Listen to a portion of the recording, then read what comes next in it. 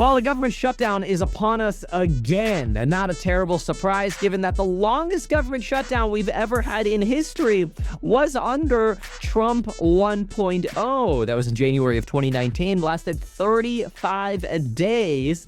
The runner-up for the second longest government shutdown was Clinton during the soft landing of 1995, 21 days, followed by Obama, 16 days, which means if you combine Clinton and Obama, they got slightly more than Trump 1.0, but none of that really matters. We've had 10 historical shutdowns in history. They are almost always a buy-the-dip opportunity because they create uncertainty. Markets don't like uncertainty, and we usually say buy the dip. The only reason you might not want to buy the dip is if we have a plunge into some kind of economic jobs recession. That does not seem to be on the radar at all right now. Now, we're going to talk about what's going on with the government shutdown, what the issues are, and what each side is saying, and what the odds of a shutdown are, as well as what Vaught is threatening. But what you really got to understand is, broadly, government shutdowns, not that big of a deal. Now that it's combined, though, with the potential for a jobs recession, a little poopy-doopy. Now, this morning's PCE spending numbers for August don't really suggest that there's a lot of concern that people are going to get laid off anytime soon. Real personal spending increased more than personal income increased. We see more spending than we saw during this, sort of the save and uncertainty period of April and May. We talked about that in our PCE video this morning. And following the PCE numbers coming in with an at expectations read for this month, but a slightly downward revisions for last month, the Atlanta Fed took this data, and then what they do is they adjust their inflation adjustments as well as taking the latest sort of spending data, and they update their GDP model. Look at this, folks. I mean, tell me this doesn't look bullish, at least for now. GDP at the Atlanta Fed now increased to 3.9%. Private domestic investment growth at 4.1%. Real personal consumption expenditures at 3.4%, and net exports growing, revised up to 0.58 percentage points of growth. That all leading to a 3.9 percentage point gain in GDP estimates for Q3. Now, keep in mind, these are aggressive Q3 estimates that could be amplified by those downward revisions in inflation that we're just not seeing as much of that inflation yet. Who knows? Maybe we won't. Maybe there's, people are taking it in the margin, so to speak.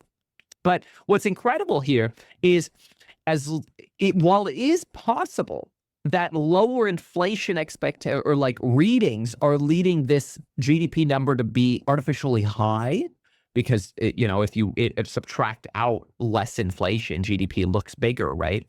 Well, that's possible. It does seem like the underlying consumer is still cranking, which is great. Of course, now we got this potential for a government shutdown and more layoffs at the same time as we get jobs reports, which this creates some nervousness. So what's actually going on here? Okay, so John Thune says we're probably plunging towards a government shutdown. The Senate technically goes back to work because they're off right now at home in their districts, September 29th. The House of Representatives are tentatively expected to be back after October 1st, so like Thursday, Friday of next week. But Republicans might purposefully not bring the House of Representatives back next week so they can keep the pressure on the Senate to get a continuing resolution passed that's a clean continuing resolution. Now, what that refers to is Republicans just want to kick the can down the road, fund the government for about 6 extra weeks, and let's not talk about the Democratic demands.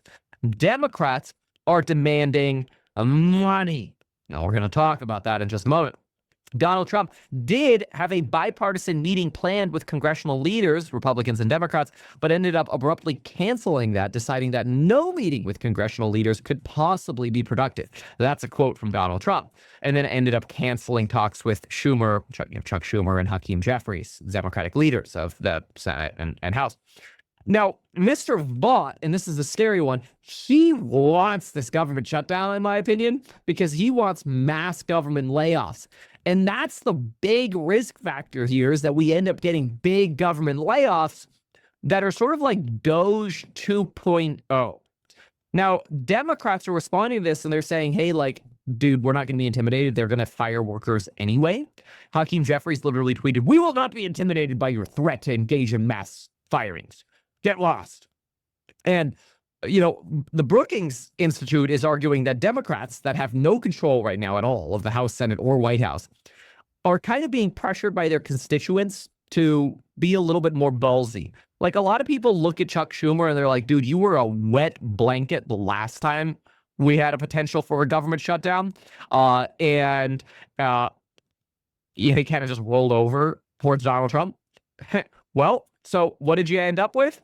A lot of people kind of making fun of Democrats for that one and blaming Democrats. Now, Democrats are kind of digging in their heels, seeing this as an opportunity to shut down the government and lay the blame on Trump.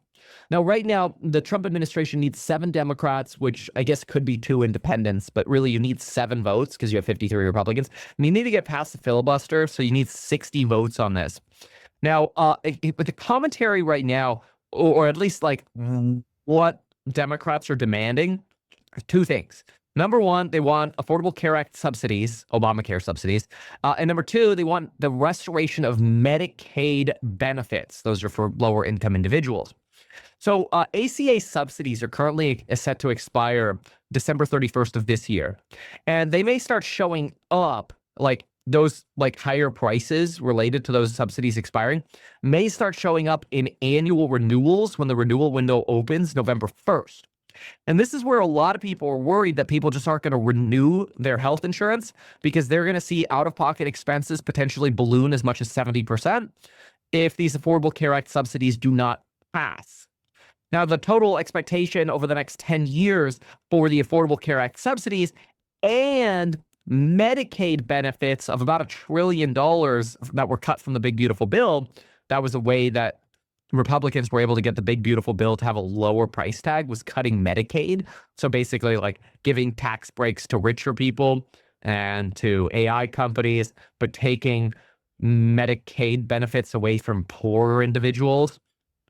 That's how they made the Big Beautiful Bill only cost $3 trillion, by ripping $1 trillion away from poorer people via Medicaid benefits.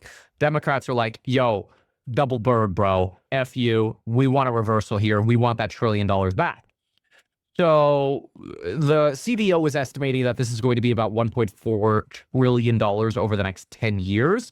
And that's what Democrats are looking for. Now, I want to show you some of these actual articles and some of the components that go into this. I do quickly want to shout out, if you're not part of the Meet Kevin membership yesterday or already, we had a great bounce here on our 414 line on Tesla. I've been calling for Tesla to go down to this 414 line over the last couple of days. And yesterday it just tanked basically straight down to 414. So you're not part of this analysis yet. You want to be a part of this. We also gave warnings that this is not the best week for call options on the Qs. After we hit our $600 price target, we said, just wait. Now is the time to maybe plan out for October options or further out. Why?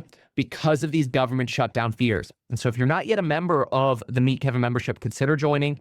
There are a lot of people joining today. Thank you so much for joining and being a part of the Meet Kevin membership. Coupon code expiring soon. Coupon linked below. It's at meetkevin.com. You know where it is. Okay, so now what we've got to do is we got to analyze a little bit of like what is being said from Vaught and what is in this memo from the federal government. Take a look at this. This memo is kind of wild. All right, ready for this?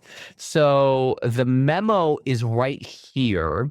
This is the memo from the basically from the White House. And so this is getting circulated on the potential for, quote unquote, Democrats signaling their intent to break a bipartisan trend and shut down the government with their demands for $1 trillion in new spending. Now, they call it $1 trillion in new spending here, like the White House, but it's not really $1 trillion in new spending. It's like bringing back spending that was cut in order to fund the Trump tax plan, the Big Beautiful Bill, right?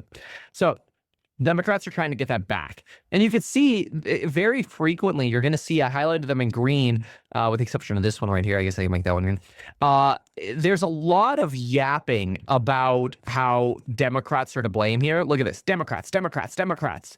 And then, they bury kind of their plans over here. And then Democrats, Democrats. So they mention Democrats a lot here because the White House is really trying to blame this on Democrats.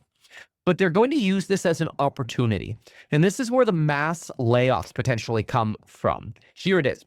Programs that did not benefit from an infusion of mandatory appropriation will bear the brunt of the shutdown.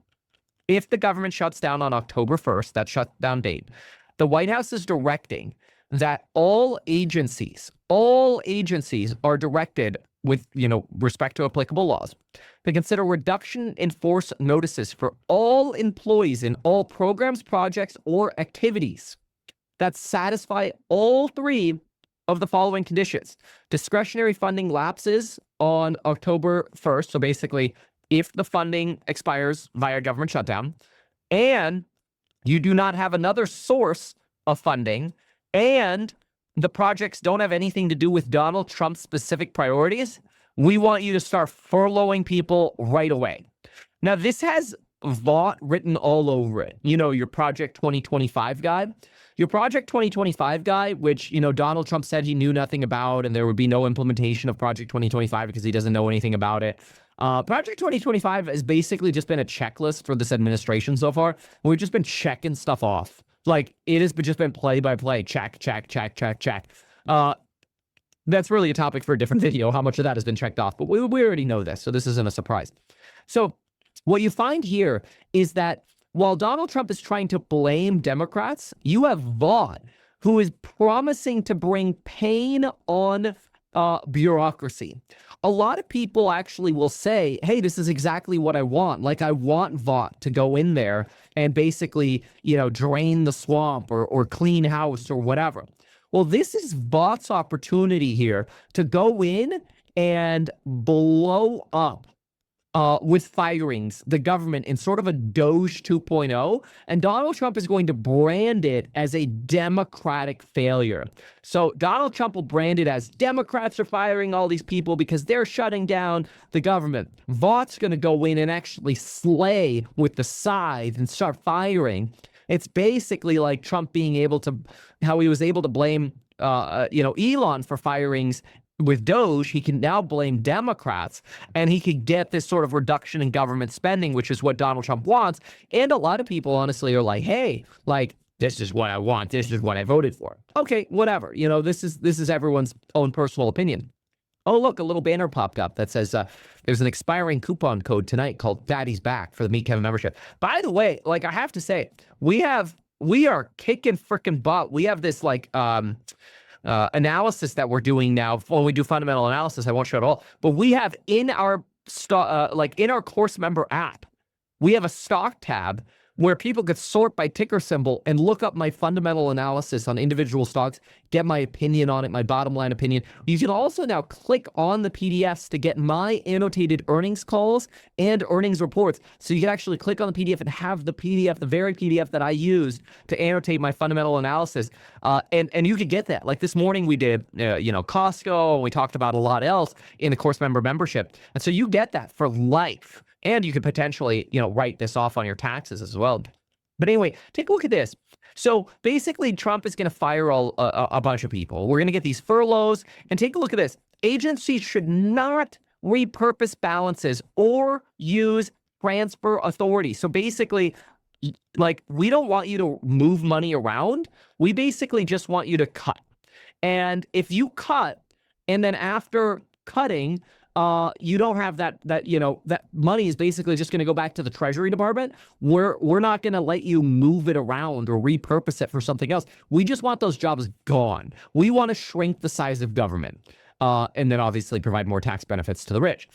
We remain hopeful that Democrats in Congress will not trigger a shutdown. Notice what they've done here. This is actually very brilliant framing.